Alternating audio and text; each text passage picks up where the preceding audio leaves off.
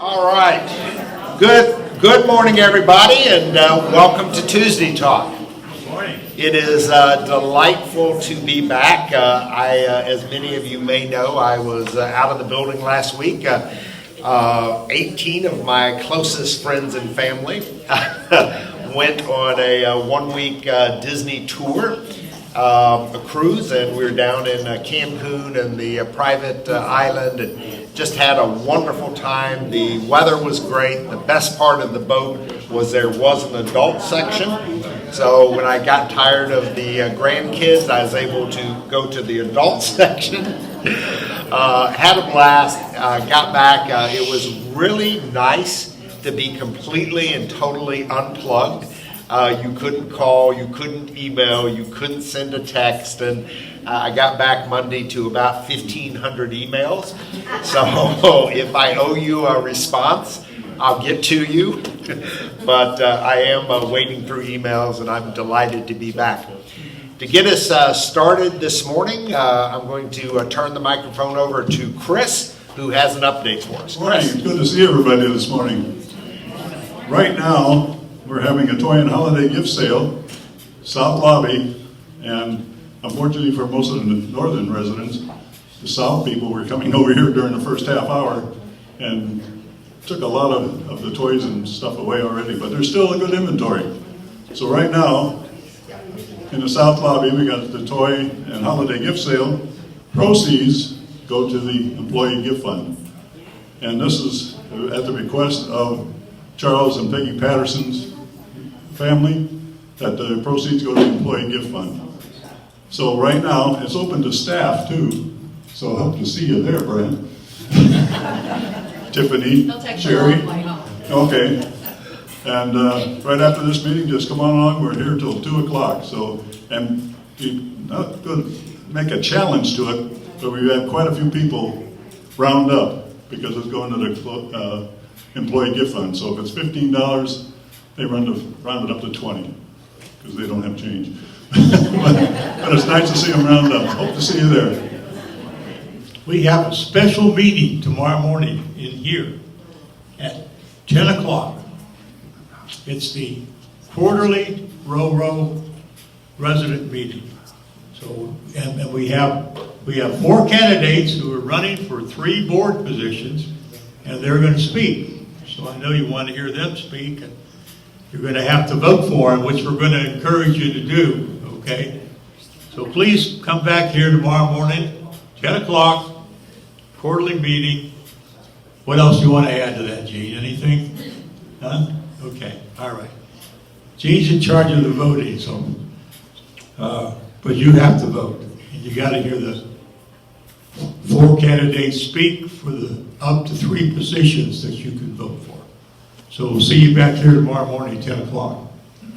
Thank you. All right. Well, our primary discussion this morning is on the monthly service fees and the budget for both our operating budget for calendar year 2022. And so the budgets, just to tell you where we are in the cycle, they are currently not approved. They've been submitted to the regional team, then to the divisional team, then to peak ownership. Ownership came back with recommendations and changes, and my understanding is late last week those changes had been updated and resubmitted to peak. So we are anticipating having final budget review by the end of this week. So once those final budgets are released, we will share them with the resident organization and get them posted in all the appropriate places. And the finance committee will be privy to that as well. But we'll go ahead today, even though we don't have final budget approval, and we will build out the monthly service fee increase and all the reasons behind it based upon the budgets that we submitted and anticipate having approved. So we could not have done this without our Director of Financial Services.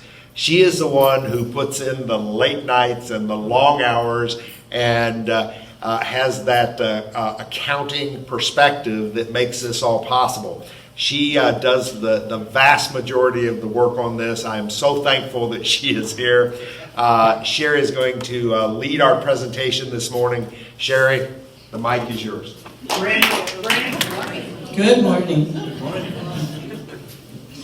So today's topic is monthly service fees, our annual increases, and everything you need to know behind why those increases happen annually. So at Regency Oaks, we have 3 constituents. I'm going to show a little video that's going to discuss those 3 constituents. Some of you have seen this video before. I'm going to play it, and then I have a lot more information to go over after you see the short video. A lot of you are new, so it's about 3.5 minutes long.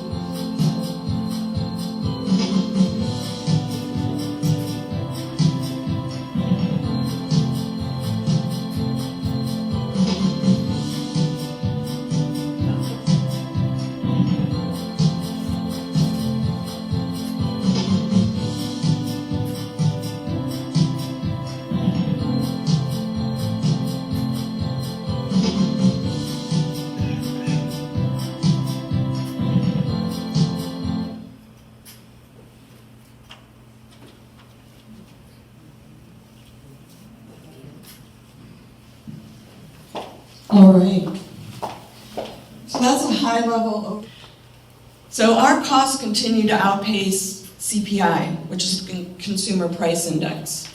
As we saw in the video, It measures the change in prices paid by the consumers for goods and services that reflect spending patterns, basically inflation. And that increase is based on a year-over-year increase. CPI is published monthly, but our contracts look at the year-over-year change. And when you get your letters, it's the currently published price. And just a reminder, this measure does not include labor, so none of the labor costs are included in the inflationary index table. So, as you may already know, labor is our largest cost component here at Regency Oaks. And before we go on, if I can just add a word, because one of the questions that I get asked all the time is, well, what do you mean CPI doesn't include labor? So what labor that is included in CPI is when we look at the market basket, and we'll make an example. I have an orange in California. Here's the labor that's included in that part of CPI. Someone has to plant that orange, someone has to harvest that orange, someone has to process that orange, someone has to transport it or ship it to a store. It's distributed, it's put on the shelf, it's made available for sale. All the labor associated with getting that orange grown and to market is a market basket cost and is part of CPI. The labor that is not included is the labor here at Regency Oaks, where I have to take that orange, slice that orange, put it out onto a salad bar. That labor is not part of CPI. So when we distinguish, if people tell you, well, no, I looked up CPI and it has labor in it, it does, but not at the point of delivery, only up to the point of delivery. That's correct. So in summary, it only includes labor to bring it to the door. After that, it's all an above cost, above and beyond CPI. Some of the market basket items you can see there was in the video: food, housing, clothes, transportation, medical expenses, significant increases year over year.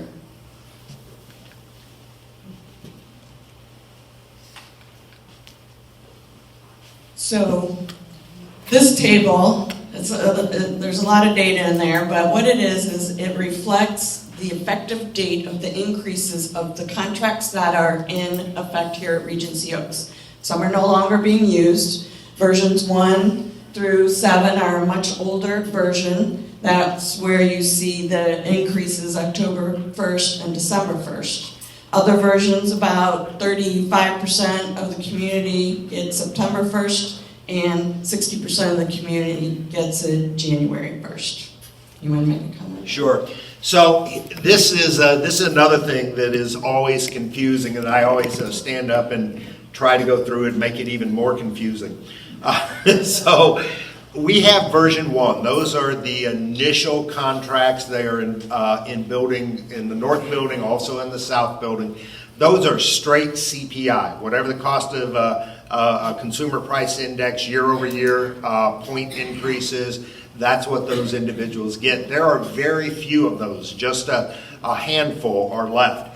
As Sherry mentioned, the next category is contractually the 5% or CPI. It's the greater of 5% or CPI.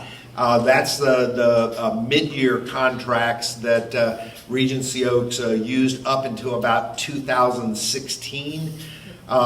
And so that has good cap protection. Your increase is going to be the higher of CPI or 5%. The newer contracts, and this is what came along with Brookdale and is the same contract that LCS Peak picked up because of, remember Peak was a minority owner that moved into the majority position, and so they kept these contracts in place. It's CPI plus 2%, and that 2% is the additional labor cost. And so you already heard Sherry say that we're even at CPI plus 2%. We're not keeping up with inflation, and we'll show you why. But that's how those increases are determined. And so it's, in this case, it's contractual, and the amount of the increase is less than the actual cost, and so it's contractually what will drive the equation this time around. The one other thing that I'll go through, and this is always confusing, because these increases start in September, then October, go to December, and finish in January, it's a split year. So when we came and did this meeting last year and shared the information that was very similar, what we were looking at is the increases that occurred September, October, December of 21, and the increase that occurs in January of 22. So we shared that information last year. So even though you just got an increased letter in November, if you're in this last category of CPI plus 2, you actually, that was based on information from last year. So this information that we're sharing today will be the increases for September, October, December of 22 and January of 23. Make sense? How do we know which contract version we have? If you moved in after 2016, your CPI plus 2%, or 2016 forward. So all the cost centers that we're going to share with you are related to the increases that you will receive next year, because this is on next year's budget. So last November when we were here, we were sharing information about this year's budget. So when if we add a calendar year to the effective date of the increase, it's October, December, September of 2022 and January of 2023. With me? Okay, I'll take the next slide and maybe I can All right. help you out. So, my next slide is talking about the 2022 increases. That's not what Brant was referring to. We know contractually that CPI was 5.3% plus the 2% for the January increases. So, and that is, so like Brant indicated, it's a split year. So when we do the budget, we project based on estimates, and for September 2022 increases and beyond for 23, again, I think basically it's contractual, just to keep it more simplified. We don't know what that increase is going to be. We see it going up year over year, and for the next increase for next year, it's just going to be determined by the current CPI publication. September's contracts are the greater of CPI, or 5%. Sherry, what is the date of the CPA that you choose? CPI. It's the currently CPI is published around the 15th of the month for the prior month. Okay, so whatever the most currently available CPI table. Now, January, when the next table comes out for December, CPI could be 5.4, 5.5, 5.6. That's not going to impact you at all, you know. In some years it may go down, or hopefully in a few years it may go down. So just keep in mind that it is contractually based on your annual increase date. So let's talk a little bit about the budget. So we start by putting in our current year's revenues. You know, we do a run rate. We start our budgeting process middle of the year. We look at what we think our increases are going to be and split that out over the 2 time frames that happens. We also look at our expenses. We add at least an inflationary factor as a minimum. We look to our suppliers. They let us know of rate increases, inflation, certain market basket items are going to be more than others. And then we have to factor in then our in-house labor, our wages, our benefits. We owe our employees a fair livable wage, and I'll get back into a little more detail with that. Non-controllable costs, those are things that are taxes, insurance. I have more detail going forward, so we look at those costs. Then, as we saw at the beginning of the video, we have a responsibility not only to you, not only to our employees, but our owners, our stockholders.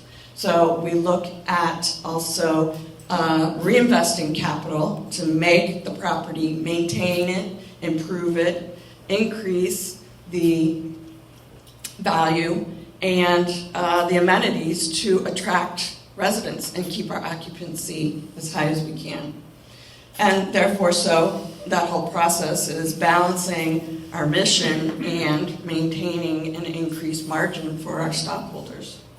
So like Brand indicated, the budget is not final. We hope to have something hopefully at the end of the week or next week. What I've listed here is what we proposed in summary. So on the left, you have your 2022 budget versus our 2021 budget. As you can see, 2022, operating revenue is increasing. However, look at what our wages and benefits, $1 million here. Non-wage expenses, $750,000. Total operating expenses, over $2 million. But what we're trying to do to keep our owners happy is we have to also increase our margin. So while it's a little over 1%, these are challenging times. It's going to be an expensive 2022 year, and I'll go into a few more details.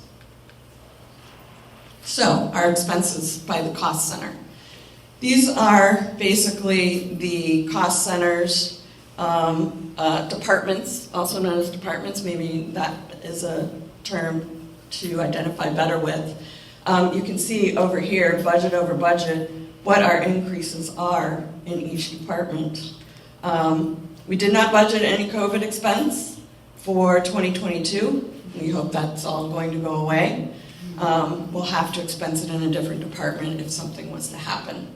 But look at marketing. We have to increase our marketing year over year. Again, we also go off of what our vendors are letting us know what their costs are going to go up. A large one here, look at raw food, over 8%. We are struggling with increasing food costs as well as supply costs. This 2.5% for food and beverage, that's probably a little light. Our expenses for supplies are increasing significantly. So each department has some increases. Resident services, well, we didn't utilize as much of our budget as we had anticipated, and we really needed to grow it for our health center and add a lot more amenities. So this is just reflective of management fees due to revenue. Insurance and taxes are going up. They always go up, right? Can't get away from insurance and taxes. This is a subsection that when I do my monthly report at Forum, when I talk about controllable expenses and what the overages were, and then I talk about non-controllable expenses. I know a couple of these are duplicated from the other slide, but these are things that we don't necessarily have a whole lot of control over.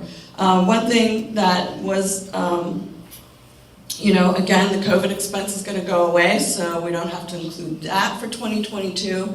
And insurance management fees are going to go up because our revenue is going to go up. So, labor. We are mandated for the minimum wage laws to increase from $8.65 in this year to $10. That increase from $8.65 to $10 is a 15.6% increase in 1 year. And think about it. Our servers that are at minimum wage, well, we do what's called compression. The supervisors, they have to get a bump up. You can't pay our servers $10 when maybe the supervisor was making $10. You know what I mean? So it's not just the cost of minimum wage, it's the cost that also applies to what we call compression. And we have to increase wages across the board, across departments, to keep that separation of duties and responsibility and pay them for it. So as you can see, every year it's going to go up $1, and that, again, is across the board for all associates. So year one, this year coming up, it's going to cost a minimum of 15.6% in wages, just for the minimum wage impact. That's not including an annual increase, which each employee is entitled to. And then as you can see, as the years go, the percentage increase, because it is, $1, the change is only $1 per year. So that's just the minimum wage.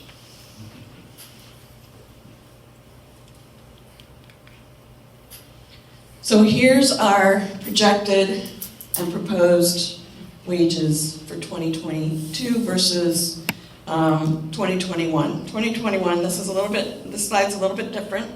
You can see that this is projected. I used a run rate to budget, and as you can see, look, just wages alone are going to be 10%.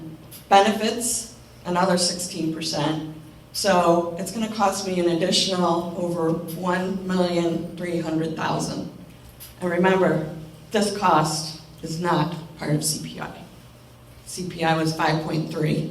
My wages are going up over 11%. So, things that we can do together. Residents are our best referral sources for move-ins, for maybe jobs, people that you can recommend to work at Regency Oaks. So we look to partner with you to get move-ins. We look to be more efficient. We're always looking to be more efficient, cut wasteful spending. You can do that by joining some of the railroad committees. You bring a lot of experience to the table. We listen to you. We partner with you. We take your suggestions and can implement them. Your eyes and ears on the property are 100-fold than the staff. So maybe we don't see something. Bring that to our attention. Join the committees. If you're not happy or have suggestions, come with good comments, constructive criticism. We're always looking to provide better customer service. So with that, that's ownership here. You have a skin in the game, like it says on the slide. And it just makes our community greater. So the main thing to do is we want to fill the buildings, keep the occupancy high, refer your friends, and let's hang the no vacancy sign out, and that just incrementally helps the revenue flow to offset the increases that continue to happen every year. So that's it in a high-level presentation. I can make this presentation available to you if you would like a copy. I can put a couple at the front desk or email me and I can send you a PDF of it. Does anybody have a question? Mr. James. How do actual expenses compare with budget expenses for this current year? Expenses, I brought that with me. Maybe you could repeat the question. Yeah. Okay. So look at actual expenses versus budget expenses for the last year, okay? If those expenses compared from January of this year until now, are we under budget? How much we're under budget, and then how does that compare the increase against CPI? So, Is it on? Let me get it for you.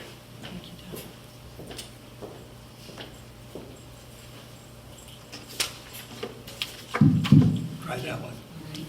so to answer the first part of your question, our year-to-date expense variance, year-to-date, that's as of October, end of October, year-to-date variance on operating expenses, which includes wages and benefits, were under budget by $73,000. Okay? Our operating income is year-to-date $2.7 million on a budget of $3.5.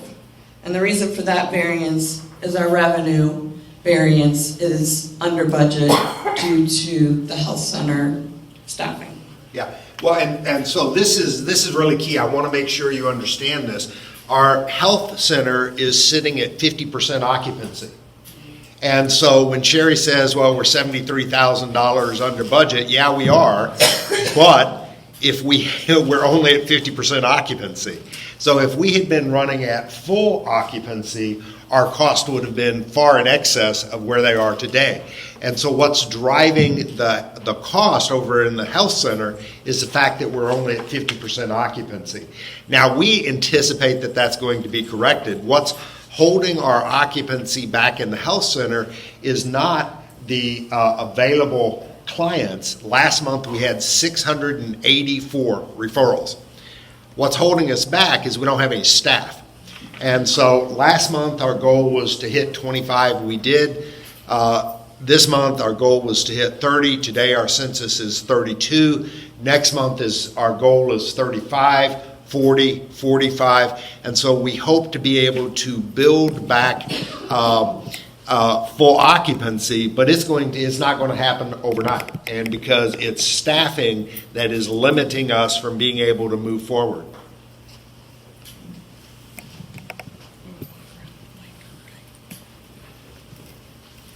Hang on, Don, we'll get it to you.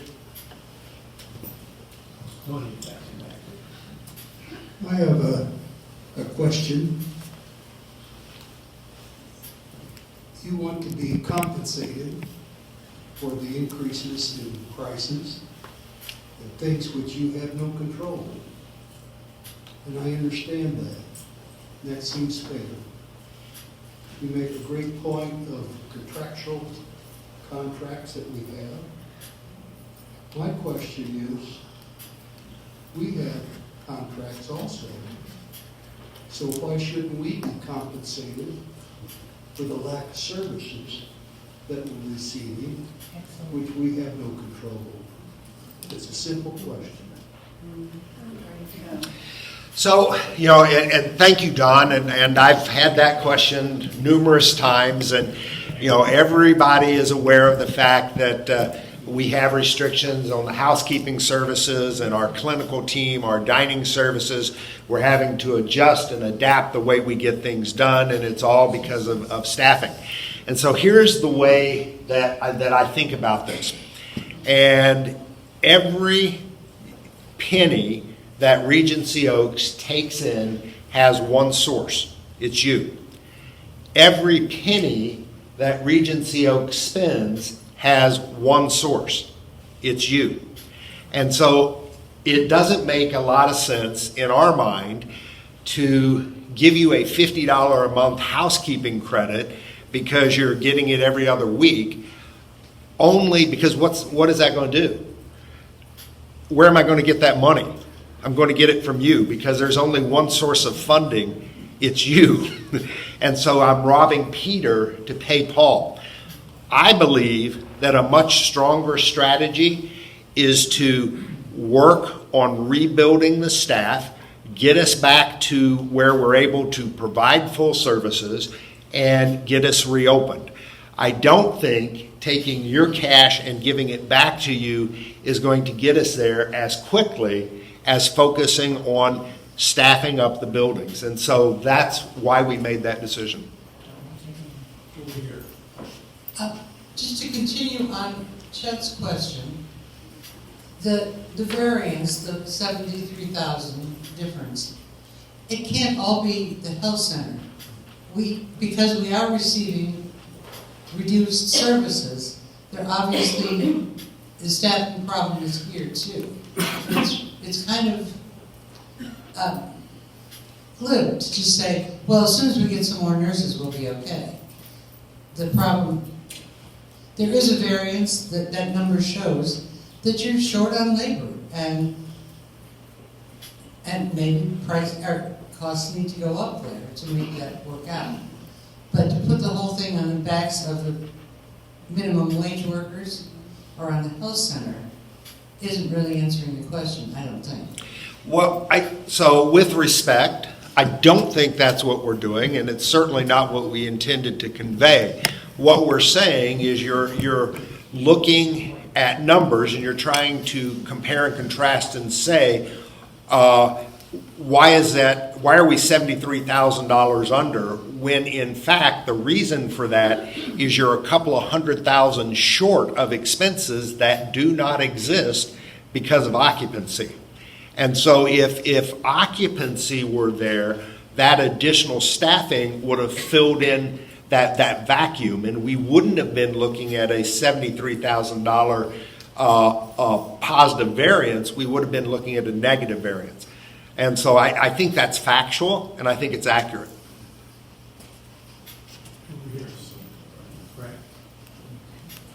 Okay. I hear you, and a lot of my friends here hear you. I think we all have a lot of empathy for COVID and everything that's happening. But from our point of view, I came in January of 20. And when I first came, we had different menus. My favorite thing was the filet mignon and baked potato and the cheeseburger in the tavern. Okay, so we have a loss of that at the tavern. We don't have the filet or the cheeseburger the way it was. My husband and I are handicapped, so I can't go to the dining room and get served because we have to, and I understand it all. We understand you and we understand everything. But we have a contract too, like the gentleman said. And it just seems like if I worked for Exxon and they had bigger problems, they can't go to their employees and say, well, I'm gonna cut your salary in half. It's like, okay, we understand, but who's understanding us? We're walking around not liking where we live. It's just one loss after another, and then to get a $400 a month raise, it's just $5,000 a year. It's just, everything is good, but what are we getting? It doesn't seem like we're getting heard. You're just asking us to hear you. And it's affecting my friends. I see them getting depressed. And that's a part of us being healthy. We need to like where we live. And I used to feel that when I first came. And I hear people say, 11 years ago, Casper's was here and it was the most wonderful place. And then with each new owner, it went down, down, down. Well, my experience from now to when January of 20 is big in many ways. Dining room, we used to have 3 choices. I mean, I don't even care anymore. I'm happy with what we have, but you're overcharging and you're not looking at our side of it. And I think a lot of people are tired of it. Thank you. So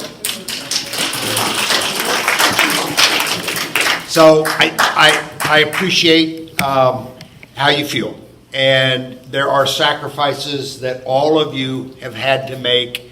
COVID has been very difficult. I would like to tell you that, this time last year, we were in pretty good shape. We thought COVID was done. We opened the start of the year in January, and we were back with full services.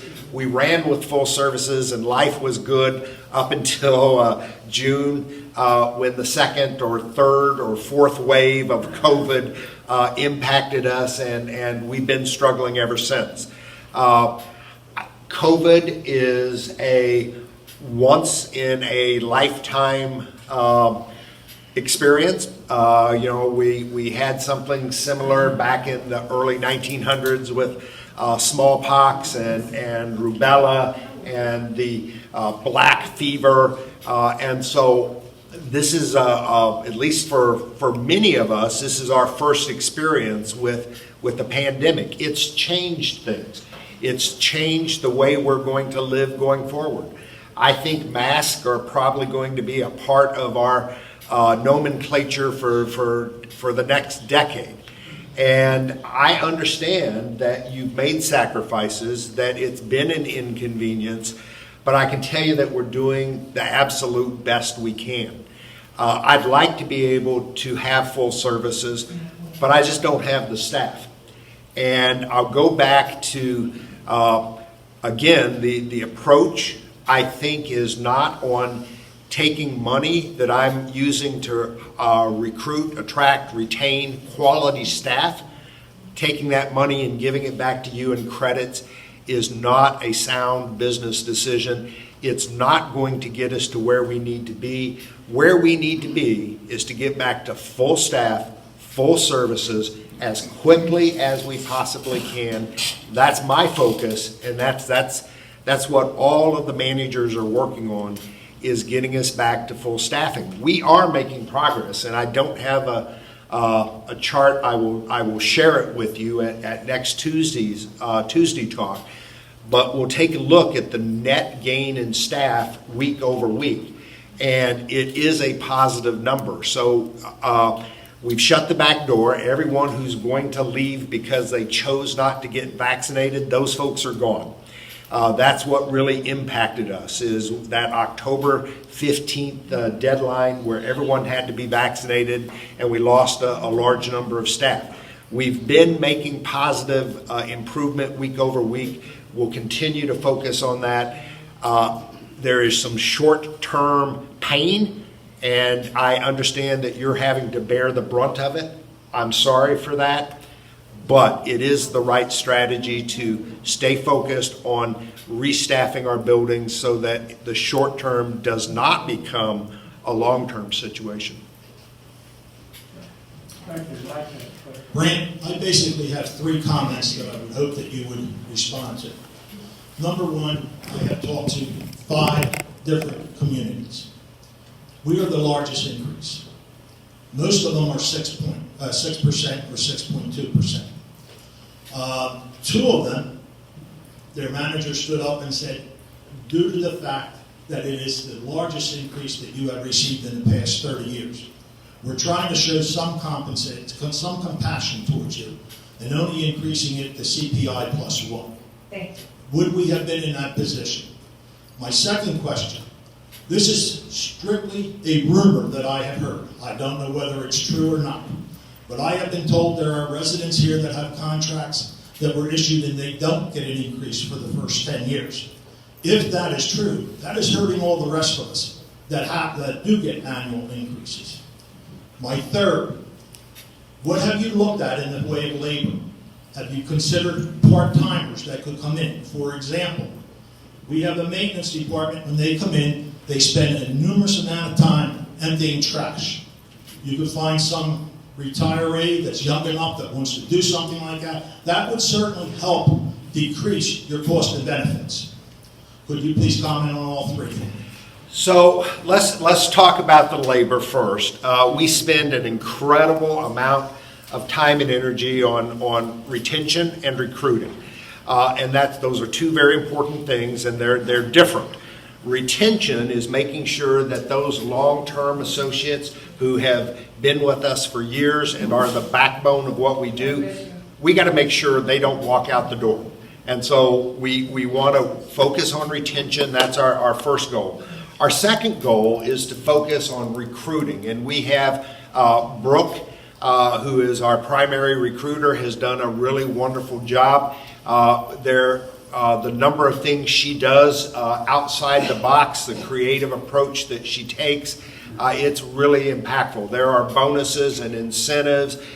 We advertise in multiple different ways with newspaper advertising in selected journals, Indeed, some of the other staffing agencies. So we're very active on all the social media. We have recruiting videos, and there are a lot of things we're doing to try to attract associates. Absolutely, we have advertised and we seek part-time employees, whether they're seniors looking for a couple of hours a week, or young kids who want to work in our dining room. We've changed our approach. We used to have what was called a master schedule. And so if I had a slot to fill, and it was Tuesday through Friday with the day shift of reportable hours, you had Saturday off, you worked Sunday, and you were off Monday again. That was a slot, and there was no variation. You had to fit that slot. We've abandoned the master schedule, and we've rethought that you received is larger than normally what you would anticipate. but it's half of what my actual costs are.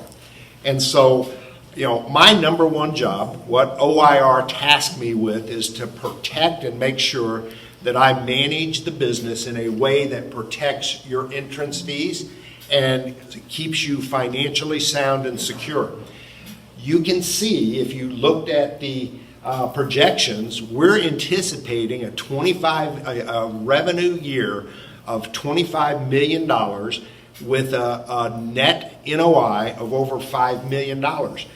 You know, we do not want to be the next community in Tampa, and we all know who, University Park, where they are cash poor, financially overextended. That's not going to happen here at Regency Oaks, because we're making the tough decisions.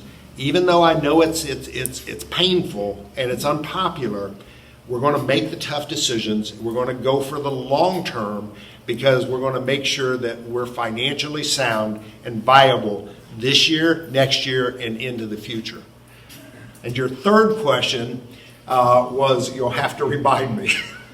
Okay, I heard a rumor, I don't know whether it's true, that some contracts have been issued for 10 years with no increase.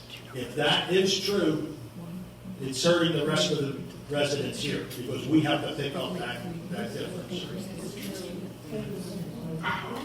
Before you go into that, though, I just have one brief comment regarding the labor. I was not talking about millennials. I was talking about retirees that are looking for just a couple hours here or there, and it's a proven fact. They have the best work ethic. Absolutely. We advertise in AARP job boards. Okay, thank you.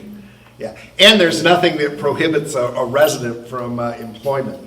So, if any of you want a part-time job, let me know. And here's what you're referencing. So, the rumor is partially true, but here's the other side of it. And so there are a couple of contracts, and Sherry tells me it's just a small number, where they had their monthly service fee locked in for a 10-year period, but they paid a higher entry fee to get that locked in. So they paid up front as opposed to, getting a monthly service fee increase. What does that? What does no mean? I don't know what that means. Okay, I have a question. With money being the problem, why are we taking on a huge construction project and expanding the town hall? And I understand we're going to redecorate or something to the tavern, and it won't be open till spring. I came here to eat 2 meals a day, and that was one of my joys. I can't go to lunch and then be hungry for dinner. So that takes away a lot of services and options. And why can't we wait on the construction until we get back to full service? So, and great question. Great question. Really simple answer. It's not about the cash. And so it's not like we are cash poor and don't have the dollars to invest in our community to make sure it's viable in years to come. The reason what's impacting Regency Oaks is staffing. We don't have enough staff. And you've heard me speak about this, but it's not just Regency Oaks. It's every business in Florida, businesses across the nation. There is a huge staffing shortage right now, and we're just going to have to weather our way through it. We shouldn't shut down our business and not continue to invest in our... And your words, I love Regency Oaks, I love the residents, I love the workers, the associates, excuse me. Are you aware that there may be a loss of associates in the beginning of December? And also that there may be a loss of residents because of this not getting services? And that very much concerns me. Because I came here and I love Regency Oaks. And we just want you to be aware of that. Thank you. Sure. So great question, and You know, and historically, you're absolutely right. Immediately after the residents hand out the employee gift fund and share that with the associates, we lose staff every year because they're hanging on, they're waiting, they're anticipating that gift, and once they have that gift, we will lose some staff. We expect that. We know that's going to happen. It's happened every year in the past. There's no reason to think that that's not going to happen this year as well. And so that potentially is very likely to happen. What I can share with you is that there are other communities within the portfolio whose problems are much deeper than ours. And there are a couple of those communities that have 200 staff positions available instead of the 30 that we have. And so our goal is to try to make the decisions to keep us from ending up in the situation where, like at Freedom Square, their entire clinical team is contract labor. They don't have, their entire clinical team is having to rely on contract labor. And that's not what we want to happen here. We want to make sure we focus on, again, getting recruits in here, getting them oriented and out on the floor. We're making progress. We're headed in the right direction. It's a slow process. It's not going to happen this month or December. It's going to take us until mid first quarter before residents start to see a change and we start to reopen services and venues. When I signed my contract, I was given a choice. If I vacate, I get 0 back or I get 50% back. You can sell my place, and with the inflation going on, realize a good amount of additional money.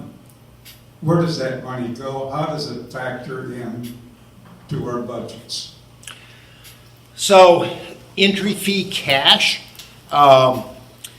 goes directly into cash flow. And so there's a lot of people who believe that you pay an entry fee when you move into a CCRC and that it somehow is put into a bank account where it grows interest and slowly accumulates, and that's not the case. Your entry fees go directly into cash flow. If I deposit it today, it's out of here by tomorrow morning. And so it's immediately swept and accumulated into our cash reserves. And so what gives residents protection, which I think is the real question you're asking, is what's called the liquid cash reserve. And so Regency Oaks has a liquid cash reserve, independent third party that's set up to preserve and protect residents and the contracts that they have entered into with the community, and we're fully funded.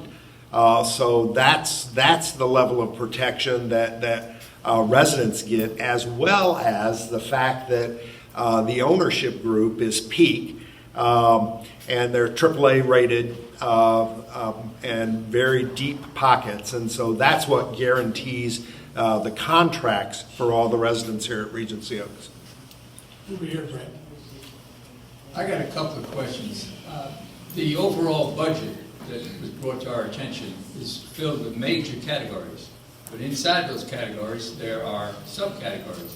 And I've been curious, we get our power, electric power, from Florida Power, or excuse me, Duke Energy.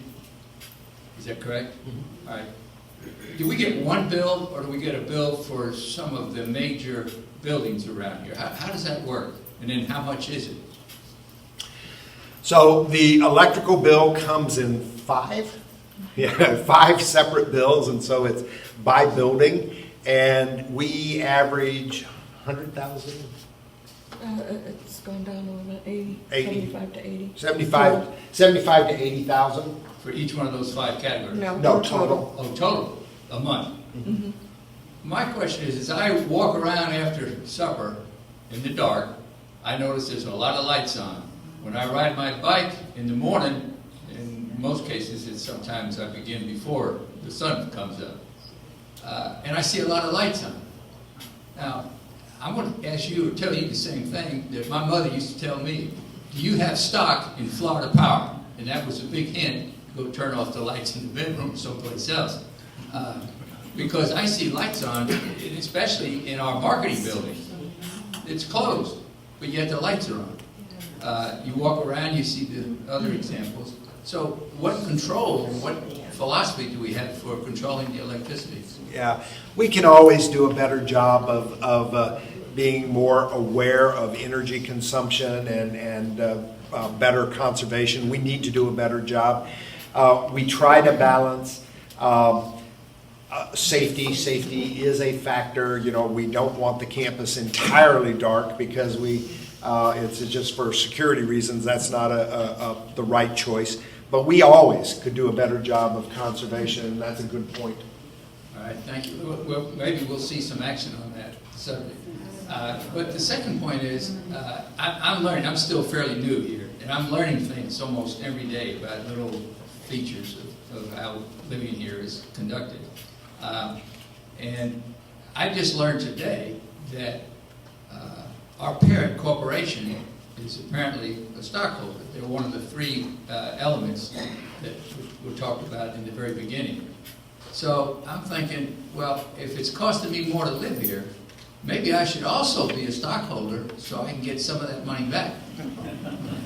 Good thought. And I would suggest that at one of these Tuesday meetings, you bring in somebody from the parent corporation or the brokerage house that they use and talk to us about, hey, maybe, you know, you could invest in us and make some money at the other end, you know, because it's costing us, so let's get some of that money back. Great idea. I will do that. Okay. All right, any other questions? All right. One question. Our food is included in our monthly maintenance. So why are we getting an increase from $7.50 to $9 for the food? That makes us pay $45 per person more on a monthly basis for that food. So we're double dipping. So, and here's the reason for that is at $7.50, we had not gone up in 32 years. And that is just no longer a reasonable, realistic cost. And so, I don't want to sock it to the rich, but I also want to make sure that everybody is paying their fair share.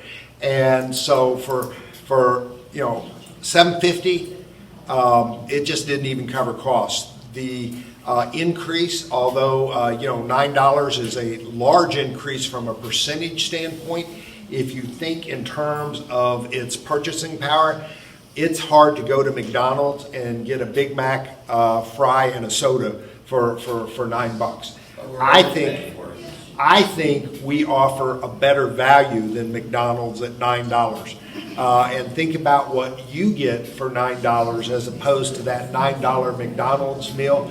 And I'll stack our food service program up every day against those competitors who can give you a $9 meal. Chet has a point.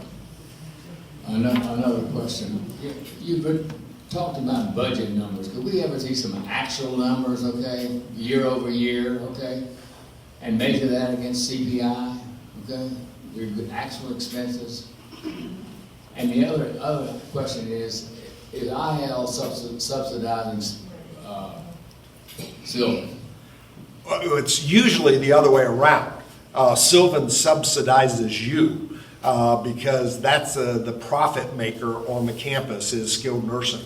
But the way that works is everything rolls up into a financial report. So when we look at labor or supply costs, it's not broken down to how much did you spend on supplies and dining as opposed to how much you spent in the nursing department. And so it's all rolled up into one.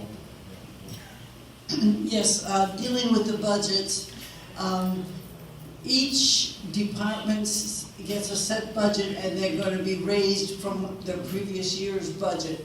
I noticed that when the staffing shortage happened, the departments spent the extra money that they would have spent on staff, on materials and supplies, and some of these I felt were unnecessary expenses, which I thought should be stopped in the future because it did not give us better service and it did not really appreciate anything. So just to correct you a little bit, the wages that come out of a staffing bucket do not cross over and get used in supplies. And so if it's dedicated for staffing, it is for staffing and there's no crossover. Same thing for supplies. We don't take what's in the supply bucket because we're short somewhere else and take that money and spend out of it. And here's why we don't do it that way. If I miss the budget, I just need to spend more. And by not crossing over, that makes sure that if I do miss it, the next year when I do the budget, I'm going to have the accurate amount. I'll make sure I don't miss it a second year in a row. So we never cross over the funds. And then to your point of spending that may have been better done, we're always interested in your input. So if you have specific ideas, you can share it with Sherry, and we'd be happy to hear that. Brent, I know that you know this, but I was in the hotel convention center, and also I have restaurants. You only have one thing you have to do. Have a 2-year waiting period to get in here. Once that happens, all this will disappear. Yeah. So I just want to go back and echo that point. So you know that we didn't make progress in occupancy in the IL this year, but we also didn't go down. We're in fairly good shape with occupancy. But you know what cures all problems is occupancy. And a full building it solves all of these issues. It's more people to share the burden. It's more revenue to be able to put back into the business. Occupancy is really the key to this whole thing. It's why we ended the presentation with that slide. And Emilio, thank you so much. That's a great reminder to all of the residents. Refer your friends and family. It helps. Brandon, to follow up on something that you had just said, you said that Sylvan usually subsidizes independent living. Is that correct? Did I understand that? And normal. Yes. Why was the decision made to do the town hall rather than the assisted living? I've only been here roughly 30 months, but when I was looking at Regency Oaks, one of the things that was stressed to me from marketing was they're going to increase the capacity of assisted living. They're going to have 2-bedroom places so people can move there. That was talked about in a lot of the meetings that I went to. And then all of a sudden, it's put someplace, back shelf, dug in a hole, put somewhere, but we're talking about the town hall. Wouldn't it have made better business sense to improve something that is going to keep people here and bring more people in? I completely agree with you. But here's the answer. Town hall was a $5 million project. The assisted living memory care was a $35 million project. That's why this one got done first. It was a lighter lift. But COVID happened. But you're absolutely right to that point. Which would have been the better choice long term for the business? It would have been to invest in the infrastructure. I agree with you.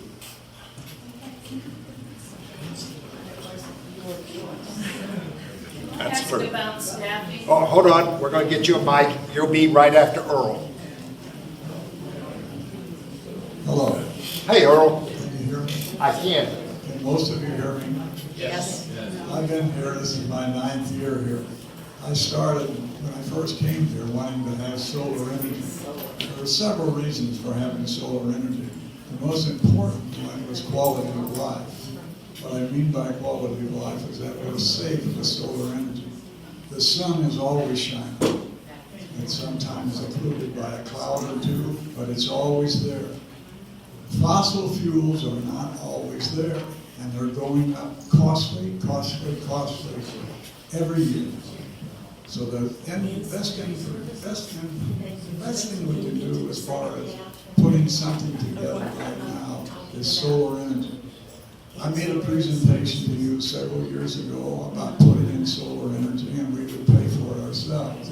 What we wanted was 4.8% interest, just taken off of our bill, which would have been, say, on $10,000, that would have been $480 a year that I would get back on my bill. That's all.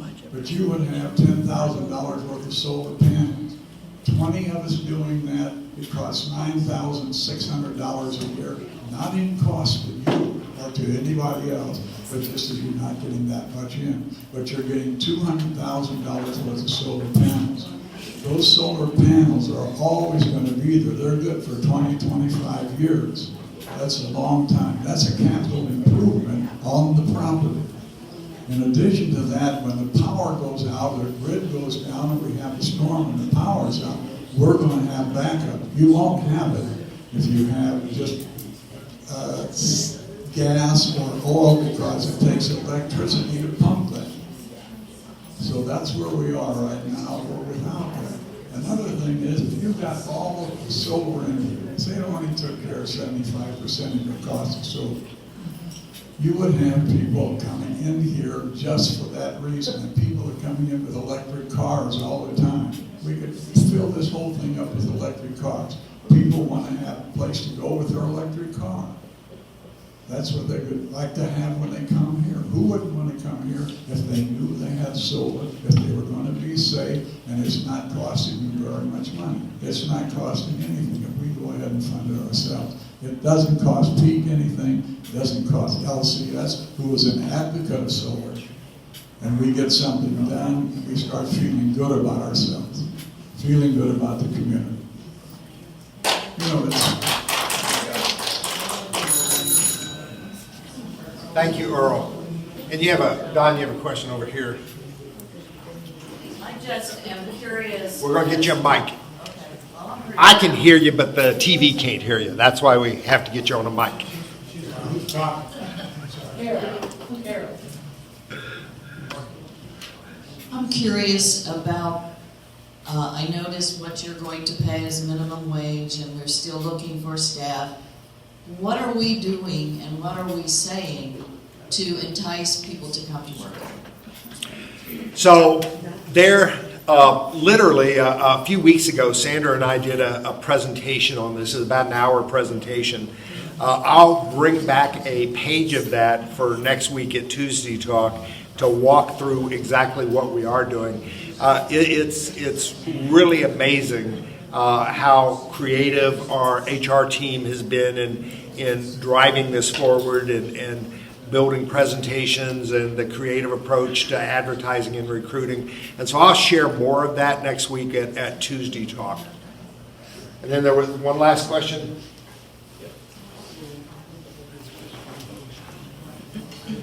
Are you going to do away with the 21-day plan? Well, I'll come back to that. To follow up on a couple of comments that were made here, especially there was a lady back in here that commented about the tavern. I've made a suggestion that don't open up the tavern for people sitting inside, but make their food service available so people can take it and eat out on the patio. We've got terrific weather now, and to think that place is going to be closed for months, just to me it's a waste of facility. You got to use it. So let me just be clear. The tavern is not closed down. because it's getting ready to go under construction. The furniture, that once we order it, that furniture may not be here for a year. That's how delayed all that kind of stuff is. So first off, the tavern is not closed because of any pending construction. The tavern is closed for one reason only. We don't have any staff. I don't have enough staff, dishwashers, cooks, servers, hostesses, to staff a separate operation. I'm focusing everything on my 2 main dining rooms. As I build staff, we'll get the tavern reopened. But it's a staffing issue. It's not a construction issue, just to clarify. And I know everyone wants the tavern back. I'd like to see the tavern back. 21-day plan. 21-day plan. So first of the year, we will come back and when all the services are back at full capacity, we'll come back and address the meal plan. But I can tell you, don't build up a lot of angst about this, because we did this in January of 2020, and then COVID came along. It really got everybody going back 2 years ago when we rolled it out. But we're a learning organization. We learn as we go. And so we learned some things about that rollout, and it's going to be a little different this time. You're going to have an option to do whatever you want to do. If you want to go to the meal of the day plan, you'll have that option. If you want to stay on your current plan, you'll have that option. All I'm going to do is lay out the benefits of both plans and then give you the opportunity to choose. You get to choose whatever plan you want. And so don't get all anxious about this, because it's really going to be a very positive experience, because you get the choice. No one's forcing you one way or the other. You're going to get, here are the 2 plans, here are the pros and cons. You got 30 days, you make up your mind, tell us what you want to do, and we're done. So I just don't think that it's going to have the pushback or discussion that we had 2 years ago when we initially rolled it out. Can we change during the year or after 3 months or whatever? Yeah, we're going to allow a change mechanism. It's not going to be as lenient as what it is now. Right now you can come down and you can go back and forth, and it's just an accounting nightmare.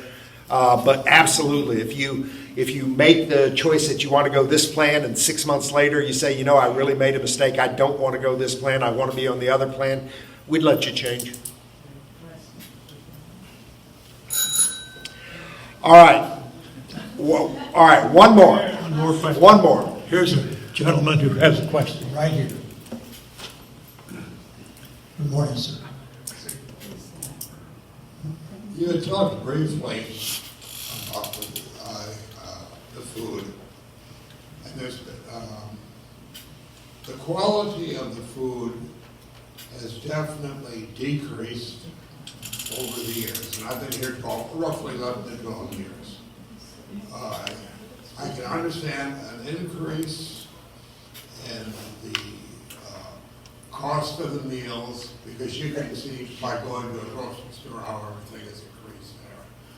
But the quality of the meals has definitely gone down. And I know this is not just me. I've heard it from a number of people. And it's more like, for Thanksgiving, I'm going to have some friends. Am I going to invite them here?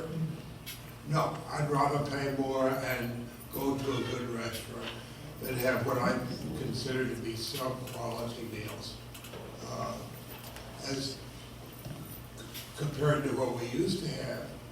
And of course, I'm spoiled. My wife was a good cook, and but as an example, about a week ago, you had pork tenderloin, and number one, you almost needed a steak knife to cut it.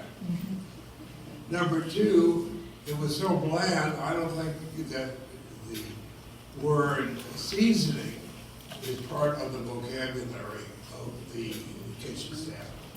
So I don't know what, something I think needs to be done in the decline in the quality and also the quantity too. We used to have more choices than what we do now.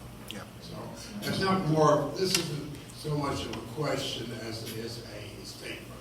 Thank you. Okay. Let me just encourage you to, anyone who has a concern, whether it's dining or maintenance or housekeeping, we still do the weekly talks. I require that the directors get in front of the residents and make themselves available to take input, answer questions. And so, I know during times of COVID that's sort of been impacted, but take advantage of that because nothing is more valuable than hearing directly from residents about the service we provide. And so let me just encourage you. It doesn't do any good to complain. It doesn't do any good to complain. Been complaining about a cold dinner for the last 3-4 months. Yeah. I haven't had a hot meal here yet. Yeah. And, so let's just be honest. Is our best foot forward a styrofoam box that's coming to your door, nice and lukewarm and all mixed up and jumbled? No, it's not. We look best when you're in our dining rooms and the food is coming out of the kitchen, not a buffet line. It's hot. Hot food is hot, cold food is cold. The plates are clean, they're well presented. But that's not the reality right now. Do you know that we're still up at about 180 deliveries a day? I'm not talking about the delivery. I'm talking about the dining room. Yeah. So same thing. I would like to tell you that our best way of delivering meals or service to you is a buffet. It's not. It's not. We look best when our kitchen is fully operational and we provide sit-down dining and we get to pay particular specific attention to every plate that goes out of our kitchen. We're not there. We're just not there right now. And so I understand what you're saying, and there's some truth to what you're saying, but it's a condition of our limitations that we have with staffing, as opposed to, I know Ricky and his team don't come into work every day and say, gosh, let's go and make 400 lousy meals. That's not what they're doing. They're trying to do the best they can in very difficult circumstances without a lot of staff. And so it's challenging. It's going to continue to be challenging for the next 3 to 4 months. It's a difficult road. We're going to need your support. I know this is not pleasant. I know you're not absolutely thrilled with where we are, but we are headed in the right direction. We've made sound business decisions that will provide us a solution sooner rather than later, and we are courageous enough to stand up here and say we're doing this because we believe this is the right decision for the residents who live here. Okay, I want to remind people to be back here tomorrow morning. Okay? Thank you 10 for o'clock, sharing. quarterly meeting.